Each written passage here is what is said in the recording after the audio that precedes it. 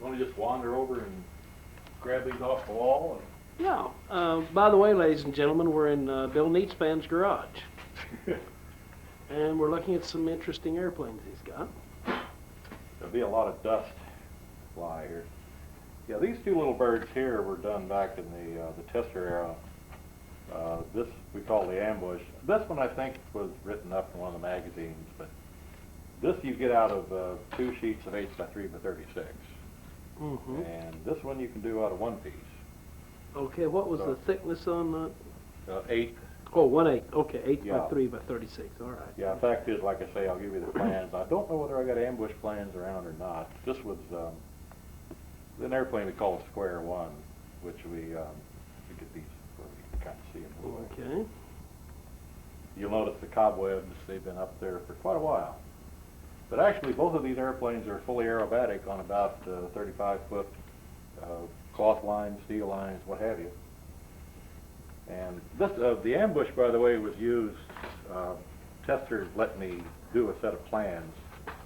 The engine finally did freeze up. Too much caster on. But we put together a set of plans, and you could, if you bought an 8,000 engine, you could order a set of plans for the airplane free. Mm-hmm. And it turned out that, by golly, you can give away things. We actually had good response from it. So. At any rate, but this was one project of a lot of fun. The airplane was fully calculated. We can show you how to do that later on. But now let's see. Oh, there's another relatively famous airplane here that nobody's seen. I don't know where the nose cone went for it, but this is one that belongs to Rich Porter, who is a relatively infamous guy. A lot of the stunt guys know him. But this was one of his original attempts. This is a Voodoo with an 049 that weighed 9 ounces. It's well, what's left of a Voodoo, actually. Yeah, it doesn't have a leading edge on it. That's covered with sheet, isn't it? Right. This is all hollow. The ribs are hollow. Everything is hollow.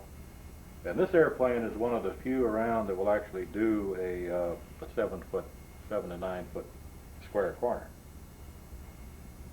Now, Rich flew clockwise, and he was probably one of the wildest mechanisms guys I've ever seen. He had no fear of anything. Built plywood bell cranks. His latest airplane uses a 7-inch bell crank. And he's got a 7-inch wire handle. I don't know whether you've noticed this wheel is a piece of plastic with a piece of tubing wrapped around it. Mm-hmm. Plastic bearing, which is a piece of fuel line, and strange the shock gears. Yeah. But anyway, like I say, Rich was afraid of nothing. So, of course, when I flew it, I turned it upside down and backwards. Now there was a bladder tube here, and the engine was offset by 20 degrees. Yeah, tremendous amount of offset. Well, he discovered something that had been lying around for a long time. If you can develop outside thrust, Mm-hmm. you can add perhaps 10% to your line tension. Plus, this will give you line tension when none of the other geometric forces are working for you. Right. Because basically line tension is a factor of centrifugal force in straight and level flight. When you get the airplane up at a bank angle, the centrifugal part, your airplane flying level, you have a centrifugal vector in this direction. Your line tension becomes a function now of the lift force and the angle. Mm-hmm. So as the higher you climb, even if you didn't slow down, you start losing line tension anyway. Right. And you slow down too, so you lose it very quickly. But at this force here, as you slow down, your thrust increases. So this will put back part of the thrust you lost by flying in a circle. Okay. Nothing simple. If it were, we'd been doing it a long time ago. Now, people who think that control line is just a rock on a string haven't done much of it. No, and the neat thing about it is that when it was originally put together, most of your primary forces are taken care of automatically. Where the airplane's big enough, fast enough, heavy enough, you don't have any problems. Now, let's see, there should be another, oh yeah. Now these machines, you'll notice, are sort of similar, but not quite. Mm-hmm. Now what we've got is, I set out probably 1978 to determine experimentally the effective aspect ratio on a control line airplane. Right. So the little number 5 here was, I'll just leave this. Number 5 was the original layout. We did everything on it. Now this was after I got enough equations I could predict stability and turn radiuses and elevator travel mathematically based on what everything was going to happen. So these were set up and built as light as possible. This one was built out of 32nd sheet, and it flew very well. But this is a 5-to-1 aspect ratio wing with a, I forget, I think it's an 8-to-1 tail. Mm-hmm. The other trick, by the way, that the guys really want to remember is that when you're building an airplane, the last thing you do is bolt the engine on and adjust the center of gravity to exactly where you want it. Then you don't have to put any lead in anything to make it balance. That's what Walt did with that Fierce Arrow. Yeah, the other thing I determined was that balancing the airplane on your fingers is not a good way, so you notice we always have pins Mm-hmm. in the machine. When this hangs level, the airplane is balanced. I think, somebody does it probably to demonstrate that. Anyway, we did the 5, we flew it, it worked beautifully. Then we started trying to equate stability number. I said, okay, I'll make a 3 and a 4 and a 5 and a 6 and a 7 and an 8 and a 9, and make them all with exactly the same stability number and all of geometry exactly proportioned. So we ran literally thousands of numbers, and we came up, let's see, how can I do this quick? Without dropping them. Okay, so we got, is the light good here, Dee? Yeah, Okay. This is just fine. Okay, let me see, I'll drop this one over here, step the wheel. Now maybe here we can do this for comparison. The 4 and the 5. And in fact, you just lay the 5 right on top of the 4, and you get a vague idea what starts happening. Is these are all exactly 200 square inches of wing area. The stabilizer then is proportioned to make the geometry. Certain key numbers come out exactly the same. So these stabilizers have varying aspect ratio and varying tail moment arms. So if you've got the 4, stick the 3 in behind the 4. Let's see. Does that make any sense on the video? Yeah, you can tell that 3 is a lower aspect ratio, isn't it? Okay, what I'm doing, I'm lining the leading edges up, which is not exactly. You can see the bigger chord on the 3 back there. 4's got a bigger chord than the 5. Yeah. 5's obviously the highest aspect ratio one of the bunch. Right. Now and then we just went ahead and finished the job, and we came up with 6. The 6, by the way, turned out to probably be the most fun to fly. Mm-hmm. The error in our thinking was that the same stability coefficient would make them handle the same. It turns out the stability coefficient is tied to the moment of inertia. And it was impossible to build this airplane with the same pitch moment of inertia as this airplane. Mm-hmm. Well, any of them, they're all varied. So that particular feature went down the drain. So now each airplane developed its own personality. And hands aren't quite big enough when you drop the 3. And throw in the, now you want a hot rod. This little sucker. Oh yes, I can tell you've got a built-up elevator on it. Yeah, the 7 was the kind of the ultimate weapon. It, you want something to turn inside out before you knew what was happening to you, why it would do it. But these airplanes also had another feature which we played games with. and that was we moved the center of gravity into all sorts of ridiculous positions and balanced the tail's movement so that the airplane could always be turned right down to its minimum. Mm-hmm. So we played that game a lot, and it turns out that in the long run, the aspect ratio 3 airplane would turn exactly as tight as this one, but it took longer to do the turning. In other words, when you popped it, it took longer for the 3 to get started. Mm-hmm. By the time it was all over with, though, they had made the same, they had turned in the same diameter, if you will. Well, did 3 lose more airspeed than 7 doing this maneuver? Actually not. That was the other strange part. See, it turns out that with the 7, we ran into another fact of nature, if you will, called the infamous Reynolds number.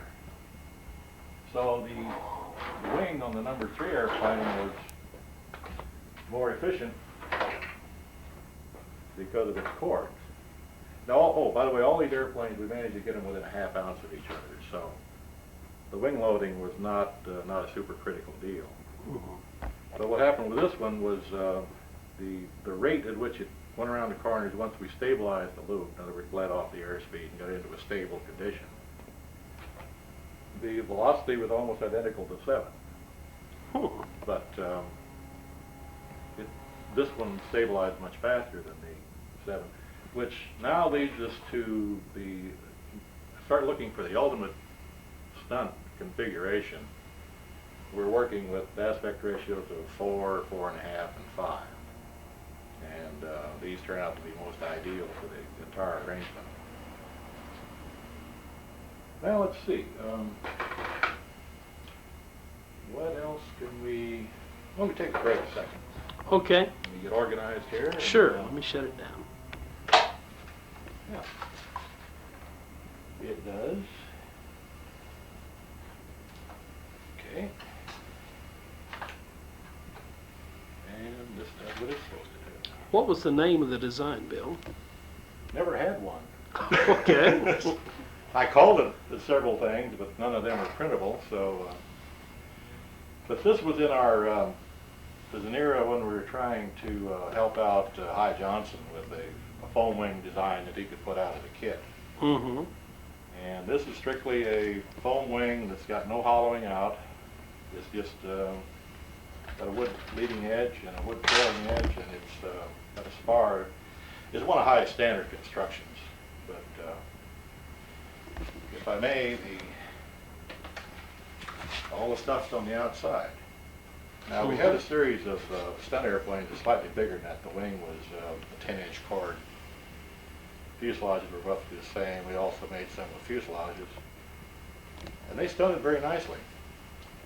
So this airplane, it started its life as a slow rat racer. About the second or third year, slow rat became an event. And it worked very nicely. We had a guy in Florida that was working with engines, and he sent me one to play with, and it worked very nicely. It would run, well, it would run in world-class activity at that particular time. I forget the numbers now, but it was about 100, 105 miles an hour maybe. So after we played with that, we took it out and we stunted it quite a bit. And it was mediocre in that respect, but it was nice and steady. And then I said, well, I need to find out something more about carrier and flaps, flap drag coefficients. I don't know whether you can notice this trim line here. This was the old elevator off of that's all it needed to do as far as going, maintaining itself in a rat race. And we needed this for stunt and for the carrier, so we just spliced a piece on it. Mm-hmm. Notice this is all bolted on the outside. Get Right. out of the way. Now this was, I was experimenting in two directions. I was experimenting with line sliding equipment, but this is just fixed. We just put them here, take off. The flaps operate pretty much in the same way. These were just set to whatever you wanted. You can also see that the flaps were originally full span. Mm-hmm. We learned what we could there, then we cut them off. This is the type of stuff that's a lot of fun because once you don't give a hoot what the airplane looks like, you can do all sorts of experimenting with a saw. And that's what this thing really was all about. Now, I would suspect that this airplane has probably got 100, 150 hours in the air. So that front end is still there. That's an original. You'll also notice that there's this airplane originally had a small fin that I've come to know and love for flying straight and level. Mm-hmm. And we put this on when we finally discovered that when you start flying this, you need some side area for all of these yaw angles to function with. Right. So this is a piece of foam cardboard. Which resembles a Ferris arrow outline. Yeah, well, oddly enough, this shape is ideal because for a minimum area, your center of pressure stays in this area, but it's got a long aspect ratio and it's got a very high stall angle. If you put a little high aspect ratio tail on here, it'll stall at about 10 degrees. This one actually not only doesn't really stall, but if it does stall, it stalls very gently. So your airplane doesn't roll over on you. Now we had this airplane with 90 degrees of flap dropped in, and the slider in this position would, with the right kind of wind, it would fly down into the 10-mile-an-hour range with no problem. You'll also notice there's an experimental aileron out here. Mm-hmm. This goes up. How many years ago were you doing this? Oh, this had to be, I was trying to think, in the late 70s probably. Most of this stuff happened in the late 70s. I sort of quit building after that. But again, you notice the pin is used to show where the balance is on this. Mm-hmm. And then, but these were all experiments with moving the CG back and forth. Matter of fact, the one wild flight I had with this thing is when I actually dropped the flaps into their 90-degree position and tried to take off. You want to talk about an airplane that's stuck to the ground. It went the first lap, and I was beginning to wonder because it was already up to a pretty fair amount of speed, and I finally, you hoist your arm up hard enough, the airplane, it broke, and then once it broke, it went into I'm just guessing right now, but it was flying about maybe 55 miles an hour looking at the ground. You want to talk about strange. But the whole idea here was to try to find out what real drag coefficient the flaps really did develop. The only problem is I couldn't equate it because the airplane wasn't flying at a lifting angle of 10, so it was fun. And I suppose this poor old thing would still fly if I cleaned it up. Is that a 40 on that? Yeah, this is out-of-the-box type McCoy 40. I think probably all this stuff is frozen castor oil. Yep, it doesn't work anymore. There's a little solvent and it'll be in good shape. 40s were supposed to have been the black-headed 40s, pretty good engines, except occasionally they had some trouble with quality control on the Dykes ring. Yeah, the Dykes ring gave us the most trouble of anything. What we finally had to do, matter of fact, the only, I guess what you call it is the last group of engines, which happened to be a group of 19s, we got the shop to do everything right. We put polish where we could use polish. We put a second grind on the crank. And I hand-lapped all the rings. And you want to talk about a barn-burning piece of equipment, those were it. I've heard when you got a good one, they were fabulous. Yeah, there's probably 500 to 719 blackhead series 20, I guess, or whatever they were, that had black cranks. If you get one with a black crankshaft, that was one of the good ones. Just we used that to separate them from the ordinary run. We just sent them out had black anodized or black oxidized before we ground them. So when you look at the engine, you'll find a black crank sticking out of it. Okay, I said RJL evidently has some of the parts. Yeah, what RJL did, he bought, again, the tester, as I was describing in the other room, tester, unfortunately, when they were going out of the business, they tended to let things drop and fall apart and not save the equipment. So, yeah, RJL got almost everything. I don't know whether they ever found the one Conrod die or not. There was a 19 Conrod die we couldn't get our hands on. See, the Conrods on these were forged 7075 T6. Oh, good stuff. Oh, nothing better, except plastic. But we couldn't quite get into that stuff. So we ended up with the 7075, and they were then bushed. We found we had to bush them because it was either that or put a real high polish on the crank pin. And putting high polish on a crank pin costs money, and you know the routine in that area. So, what material did you use to bush the rod? oh, let's see. It was bronze, and it was one of the two. It was a leaded bronze. I forget the numbers now. But it was the only two that are really good bearing material in a bar stock material. Okay, well, if you used brass or something, that would tend to wear your crank pin out. Oh yeah, brass is probably one of the worst things you could put in there. Okay. And oddly enough, there's a crazy, I don't know if you got time, the FAI guys finally discovered that the ideal pin was 77, or the ideal Conrod was 7075, not bushed, polished to a fare well, and then you polish the pin on the crank to a fare well. Then you can turn 37 to 40,000 RPM with that engine. But you do one run, and if you've got real guts, you do two. Then you take the engine apart and you polish both of those parts again. See, the problem with aluminum is the instant it abrades a little piece of aluminum off, that becomes aluminum oxide very quickly. And it embeds itself in the rod and in the soft material, just eats the crank. And the engine's over, it's gone, it's all over with very quickly. Anytime you get an engine that's running black out of the crank, you better shut it down and go find out what's eating, because it's chewing itself to pieces. Guaranteed. That was a neat thing about working a tester. I could go out and deliberately destroy an engine just to see what you do to make it break. And not many modelers have that particular advantage. No, normally when it happens, you don't want it to be happening. Nope. No, not when it's yours. So, yeah, it was kind of fun to go down there and just take one of these off the line and put a big prop on it, set it up, and run it too lean until it, died, and then see what broke. And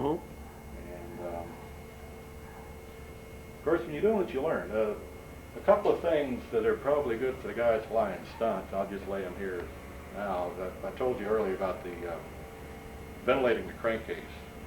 Put at least 2/4 inch holes in so you blow air over the crankcase of the engine. And you'd be amazed how it'll steady it down, particularly on a hot day, particularly back in Tulsa. Hot and humid both. Not much fun. The other thing is to watch the temperature on the bypass. Now, I ran a series of tests with thermocouples and heating in pads and a variety of things. And I found a strange thing is that the instant I ran to get the engine set on the bench with an air prop, the instant you warm the bypass up either artificially or naturally to about 150 degrees Fahrenheit, the engine starts leaning itself out, no matter what you did with the needle valve. So that turned out to be a critical temperature. So anytime, I think what partly happens is you get your cowling too tight, you get the engine, you've got it running, Rich, you do a couple of maneuvers. Each time it goes up, it gets a little hotter because you leaned it out already, so it picked up some heat. If the crankcase isn't ventilated, the heat will stay. But the engine is totally governed by the temperature of the crankcase and the temperature of the bypass. And once you get those two under control, you can get by with murder. You can stop the head, you can wrap it up with rags, you can take the cylinder and wrap it up. But if you get the crankcase hot, you've had it. Yeah. So I think maybe that explains why some of the older speed jobs, there was no cooling air going through the cylinder, and they were mounted on the metal pan, which is all the cooling they needed. But you notice where the cooling was. It's in the bottom of the engine, not the top. So, just a point. This brings up the good old instability of nitromethane, which is a nice ingredient, but got its problem. One thing is that you get it just a little too hot, or even wrap it over a sharp edge and it'll go off by itself. And when it goes off by itself, you've got an engine that fired a long time before it should have. Mm-hmm. And we call that detonation, and it leads to bloodshed very quickly. That's why when we get up to the higher nitro contents on the fuel, you start having all sorts of interesting problems. Oh, you bet. Yeah, the fact is, as long as you've got any alcohol in your fuel, you don't want to go much over 40% nitro with anything. I know people run 50%, but they're playing with games. They're gambling. Any split second, the whole thing can go off. If you want to run a lot of nitro, don't put any alcohol in it. I assume everybody's familiar with the catalytic effect that occurs between alcohol and platinum. I'm not. Oh, okay. Very quickly then. If you take a platinum wire and warm it up just a little bit, in other words, get it up a little above room temperature, and then blow alcohol vapor over it, it'll get hot. Get red hot. It's one of those catalytic actions. Nobody knows exactly how they work. It's the same thing that happened, I think, with hydrogen peroxide and silver. We used to use torpedoes in the old days. But when those two get in that area, they create heat theoretically out of nothing, but actually the energy is coming from a vaporization process, which is normally a cooling process. So it's weird. But what happens is you use a lot of nitro, and you use the alcohol. The instant the alcohol keeps heating the plug beyond, and once you can look in the engine and see that bright orange glow, you better quit needling, because that's as hot as you want it. When it goes white, you've had it. It's all over with, and it's going to blow up. So, but that's the ticket. And we tried very heavily. Matter of fact, Tester spent a lot of money trying to find a platinum substitute at the time when platinum suddenly went to $1,000 an ounce. Even though that little bitty piece of platinum in there, that's still a bunch of money as far as the engine's concerned. So, got a crackerjack metallurgist, and he developed a very sophisticated hunk of metal. It was a nickel alloy, and it worked like a champ. I mean, it was just running away. I mean, he was fixing the wire, we were running the test. Well, I wasn't running the test, the other guys were. I got to make this story right. So anyway, we were all set to push the button and go, so I grabbed a bunch of them one day and went down and ran them, and I blew them up. I blew every one of them up in about 10 seconds. So now we knew we had a problem. We didn't know what we had done. We had a conference. To make a long story short, the worst enemy of a piece of nickel is tin. And guess where I got my fuel from, and guess where they've been using their fuel from. See, we packed fuel in bottles. A little 2-ounce bottle to go with fly 'em. Yeah. So the troops had run all their tests with the glass, bottled and fuel in the glass. Yeah. Luckily, I went out and I grabbed a tin can of fuel, and it was all over with. So we couldn't use it because, see, we couldn't control all the fuel in the world. No. Nope.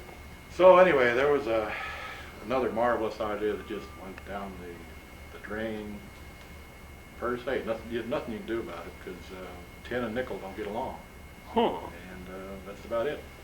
If you want to take a break, I can dig out a few 049s and we can go over that history. Okay, let's do that. Okay. Okay, what we're going into now is history of the Testors McCoy WinMac 049. Okay, let's see. If I grab first, actually, to go back into the real archives. Now, Get back far enough. Better if we had a mark here, or? No, I'm okay. Alrighty. Now this piece of machinery here was a WinMac. This was the 5th version of. There's a V on the crankcase. And this was made. It's a Mark III, which meant there was a Mark I and a Mark II. By the way, this engine actually was designed by WinMac and built by WinMac in a big hurry, because originally Duramatic was set up and built, designed and built this first engine for them. Unfortunately, the night before they were going to deliver them, the plant burned to the ground and the engines went with it. So naturally, Wenmac was sitting around with a bunch of ready for production and nothing to put in it. So there was some panic, and I'm glad I wasn't there at that time. But anyway, they came up with this series of engines, which, let me put it this way, they were really adequate, and that's about as nice as I can get. It continued to develop until it started looking like this. Now this also was back, McCoy was building them for them at that time, so they went backwards in that area. But it's a rotary valve engine, the standard front rotor with a hole in the crank, all that good stuff. Twin bypass, always was, never anything else. The piston on these engines was developed by Wenmac and Duramatic, and all I ever really did in the 13 years I was there was play with the dimensions and the way that they were manufactured.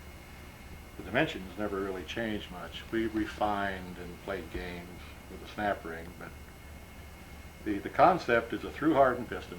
It's hard inside, hard outside, and the conrod is contained by a snap ring, and it works very nicely. It also gives you a piston that once it's ground to size, it stays that size. And then the cylinder also, we went through literally hundreds of iterations getting them worked out. We found out what was critical and what wasn't critical, and if it was critical, we set it up so we could machine it well. If it wasn't critical, we didn't worry about it. Now, let me reach up. The rest of these engines, oh, two quickies here. We do have a copy of the original McCoy 049, which I believe I managed to get to run, sort of. This also has an original Wenmac propeller on it, so this may be interesting to somebody out there if I can find him. There also is a McCoy 049 diesel, which I never did get to run because I lost interest before I got it all worked out. But it was nice. It's all here also. Now, tester, after we got the big trainer, oh, one quickie. You notice that this engine here looks a lot like this engine, but there's probably 15 to 20 changes on it. You notice the cylinder no longer has the exhaust port built into it this way. It's been relieved. We made new dies because the old aluminum die casting dies wore out. So we came up with a McCoy 049 logo on it. You notice on this side it says tester. And we still got all the other Wenmac parts. By the way, we did find one thing that's rather interesting. I always had trouble setting the Wenmac engines, and it turned out after a lot of research and fooling around that they had bored the intake hole to I think a 180 diameter, which made it run the fastest possible on the bench. But you get it running right, or get it set, it would die in the air. Now I stumbled and fell with an old Fox 59 when I got the hole too big in it. It would run like crazy on the ground. As soon as it accelerated, it quit. So I discovered if I just reduced the hole through the bore, it worked great. So I played with this one. We found out 160 was perfect.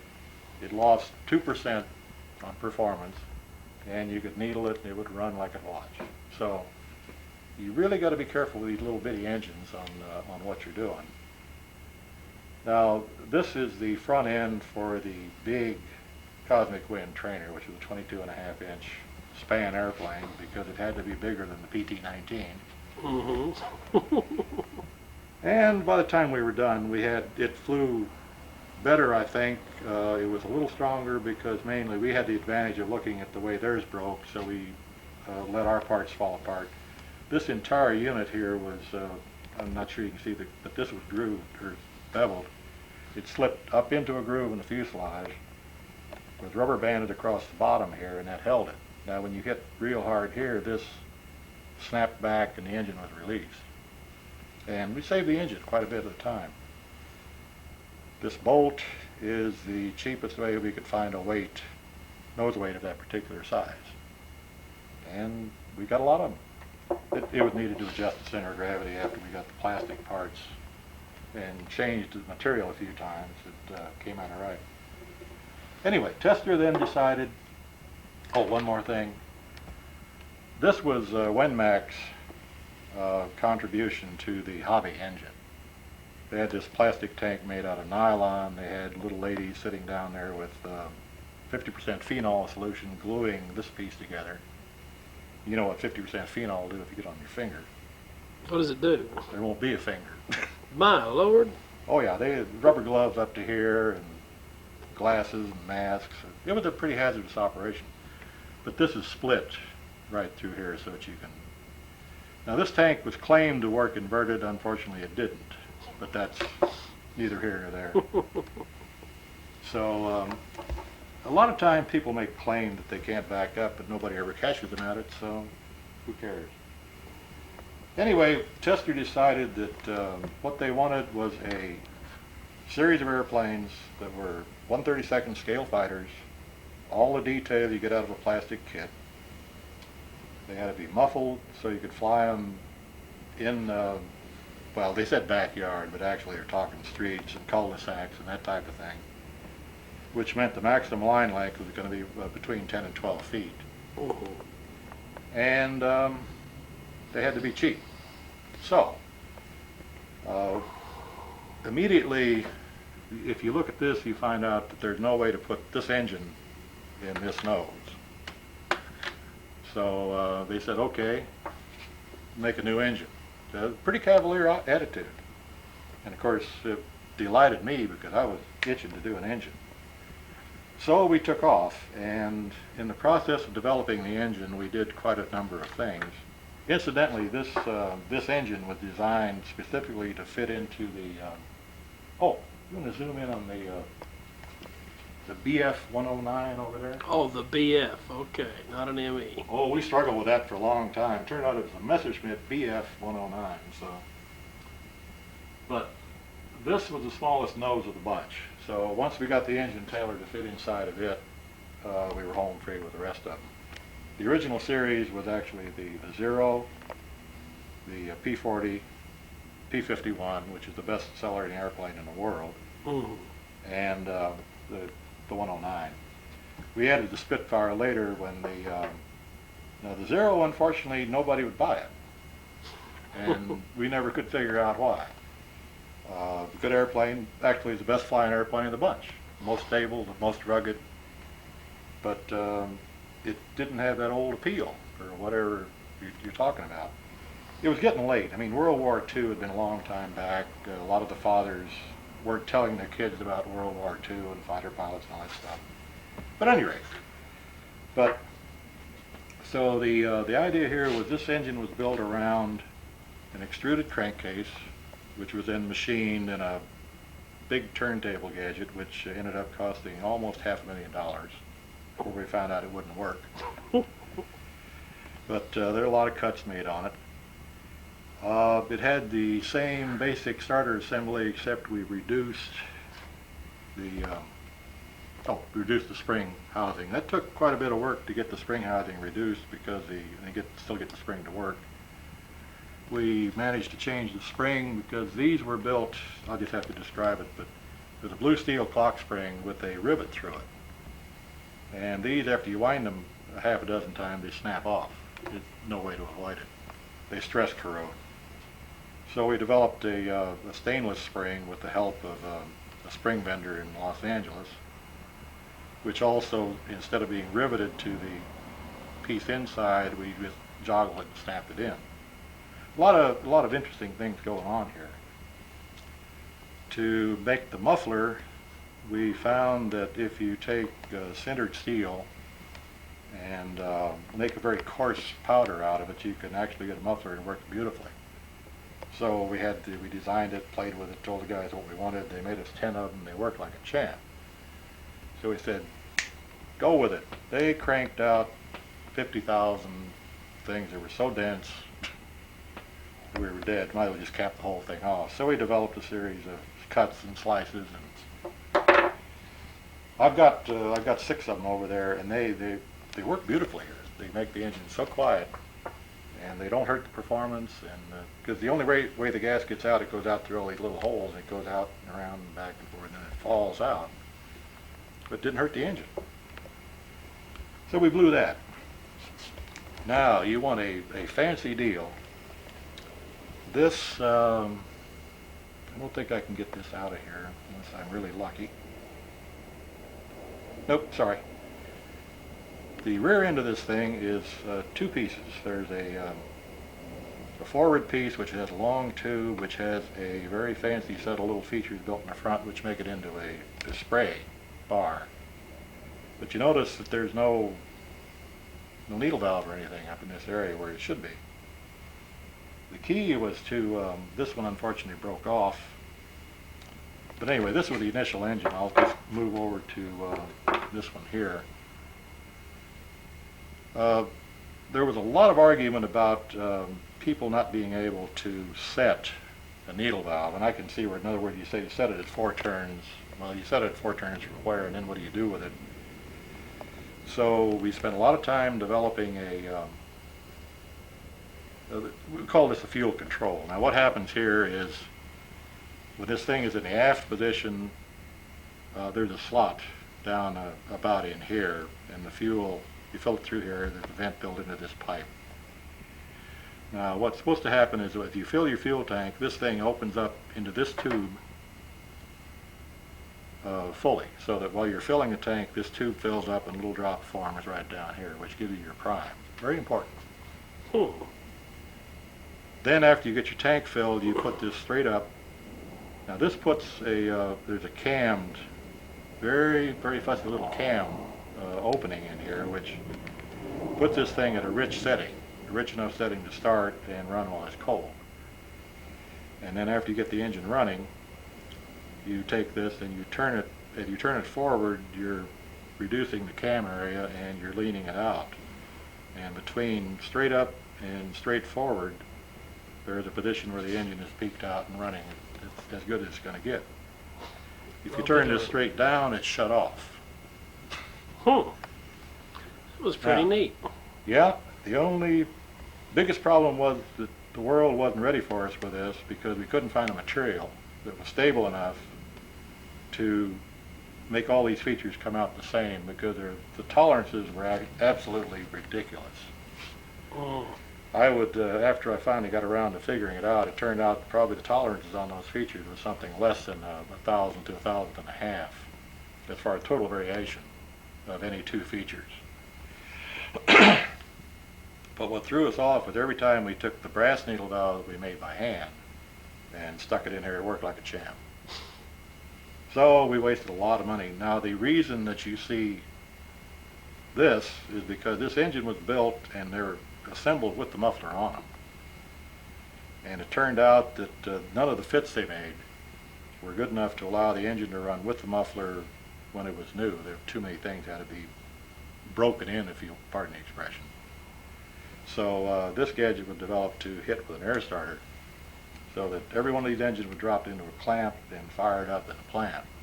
You want to talk about a multiple stage smoke producing system. We had it. And we had little people, one here, one here, one here, and one there, and they were all lined up. Anyway, after we found out that this case wouldn't work, we developed a plastic case. Now this is, can't remember the name of it, Doughboy. This is Doughboy Blue. Anytime you get an experimental part made at the Doughboy plant, they use this stuff. So this is Doughboy blue plastic. Now, quite a tour de force here. We have had two cavity mold built, which would form this. There's we started out with a machined aluminum insert, and there's a brass insert in here to get the threads for the cylinder. So this mold was a hand-operated insert that you put both these inserts in, drop it in, close the mold the plastic, pull it out, pull the inserts out. But they started cranking these things out, and they worked. They worked real well. It ended up looking pretty much like this. This was probably the final iteration. The muffler is now molded with a series of labyrinths in the top, which muffle it fairly well. But this little bugaboo here ended up killing the entire project. We couldn't consistently produce this. This was electrosonically welded, or ultrasonically welded on the back. All the features molded in. It would have been neat, and it was pretty good.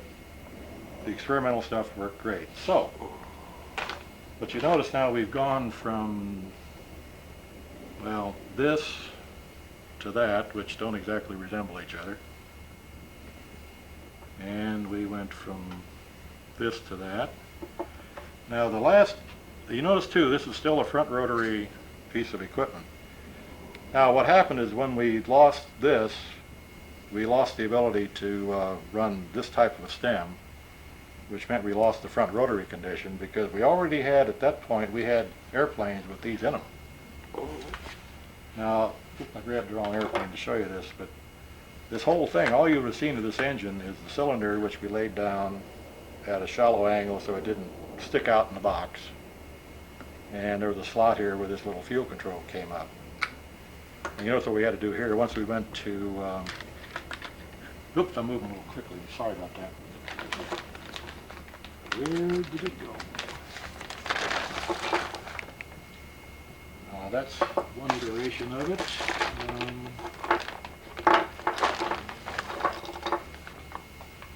There we are. Okay.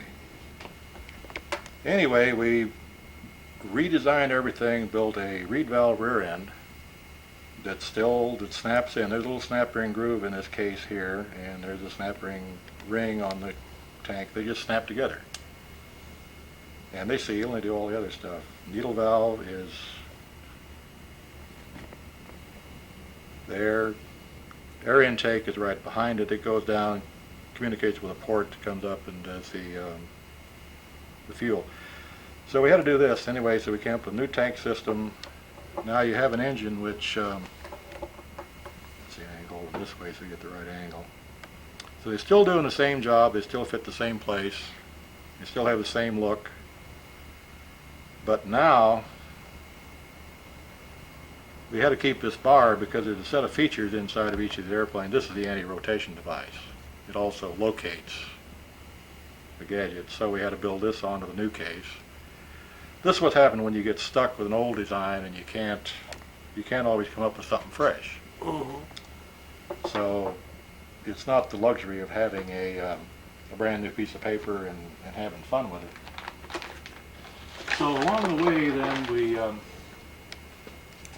this case, by the way, is not cheap, but it was effective. Incidentally, a year or so after we put this case on the market, we'd made literally 500,000 of them. McCullough got a big award from Machine Design magazine, I think, for developing a plastic crankcase cover. We wrote him a letter, but nobody cared. So at any rate, but anyway, it behooved us eventually to get a cheaper. Well, I know two things happened. They wanted World War I, so we did actually did a Sopwith Camel and an Albatross for Snoopy and Guess Who. That was based, actually Coca-Cola was going to use them as a premium, and we made a yellow one, and they sort of helped pay for the development of it anyway. It was a lot of fun. But turned out we needed about a ½ ounce of nose weight because of the short front ends. So turns out a zinc case to these dimensions and cleaned up weighs about a ½ ounce more than that one. So it was a perfect solution. We had a die caster online. Ultimately, we finally got a die caster in Canada, Fisher Gage, who were molding this crankcase to within 2 thousandths across the parting line. And we did 2 operations on it. When we got the crankcase from them, we pulled a broach through the main bearing and we dropped an express tap in the top. And the case is ready to use. It's about the cheapest crankcase you'll ever find. You see, this poor little thing had 2 inserts and molding, and then we had a machine. There were 6 machining steps just to do the front and back end of the main bearing. So that probably is about as cheap a piece of equipment as you'll ever see. And then we got down to, there was one last set of changes. We found people didn't like finding the prop and working with that sharp edge and letting go of it. So they said, what else can you do? So we finally realized that we could take the clutch mechanism off of the standard engine, a gear with a feature on it that would engage that, put a slot in the nose, and build a rack about about yay long, about 13 inches long. Mm-hmm. Which, when you dropped it down here, when you pulled it out, it rotated the engine quite rapidly, and it took off. Worked like a charm. It turned out the clutch was mandatory. There were other people tried this thing, and they couldn't make it work. But finally, after playing with it enough, I finally realized the clutch was mandatory. Because what happens is when the engine fires and starts, before you get the rack out, it'll stall. This way, as soon as it's ready, it'll take off. And this really was a boon to mankind, but it was getting into the 1977 period, and everything was going downhill at that point. Excuse me. That basically is, these two engines then were the ones that we really ended up with, as this feature appeared on this, and it was used in the later model. I believe, I don't know exactly what we ended up with here. Oh yeah, okay. See, the P40 has a slot, and oops, we don't have a rack. There's one in the drawer down there, but essentially the rack goes through from here to here, and it's got a handle about this point, and you just rip that out of there, and it turns the engine over for you. And you're all set. So, now this, okay. Oh good, the spiders love this one. So did the people. Oh, that's silver. Hot ziggity. This little airplane here probably, I don't know, nobody has ever come up with PT-19 figures from Cox, but if this isn't the #1 selling ready-to-fly airplane, it's #2. These things here, they outsold the entire rest of the line by a factor of almost 3 to 1. Well, I'll bet they did. So this little mold here, during its lifetime, it ended up making, I think, somebody I heard say close to 3 million sets of parts. If that's true, it's interesting. But now something, oh yeah, that's right, this is an old one. You notice the assembled in Mexico sign. This was getting down to the end of the line. You can see by just looking at the raggedy edges here, the mold was getting tired and being repaired almost every other day. But the key to these airplanes was everything was assembled and nested, and each piece restrained another piece. In other words, we invented producibility before it ever got to be a buzzword. And look where it got us. But well, if I can remember the assembly sequence real quickly. The first thing I did was pop the canopy in. The canopy, by the way, came out of the same piece of material. It was a blister pack. There were 2 of them off on the side. So we got our canopies out of vacuum form material. That was snapped up in there. The pilot feature reaches from here to there. It's got a peg on it that supports the bell crank. So that's snapped up, or pegged up through the fuselage. The bell crank, the pin snaps the plastic rod. That's snapped into both ends here. To get this piece here pulls out, there's a snap in this end. This comes out this way. So this is, the elevator is put in, it's loose, the second piece.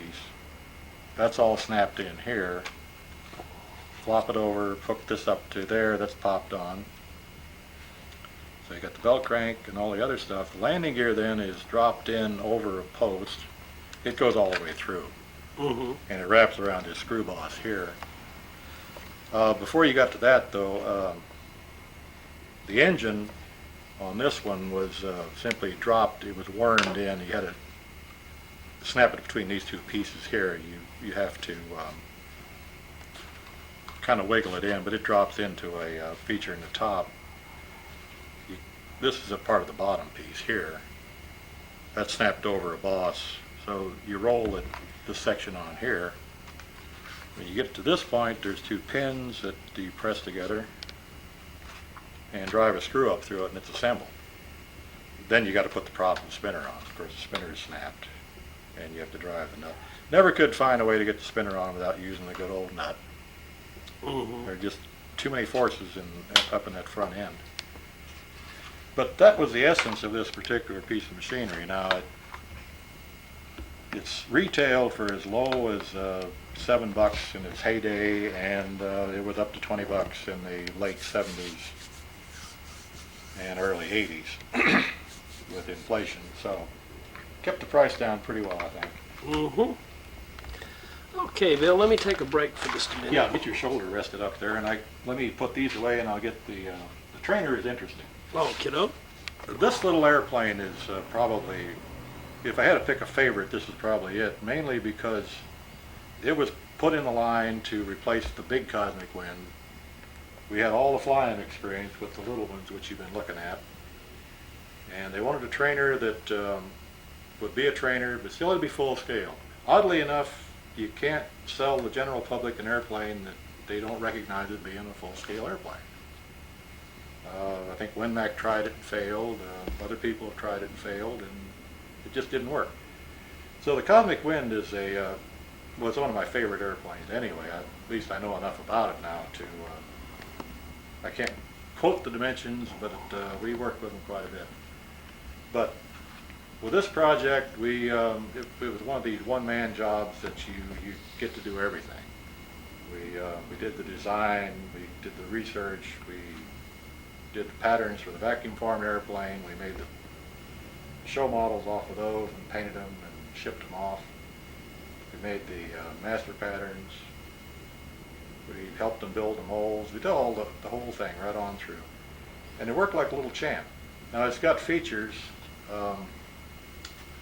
The landing gear, you notice we got wheel pants on it. Originally, when you pulled it out of the box, it looked like this, and the gear was folded flat.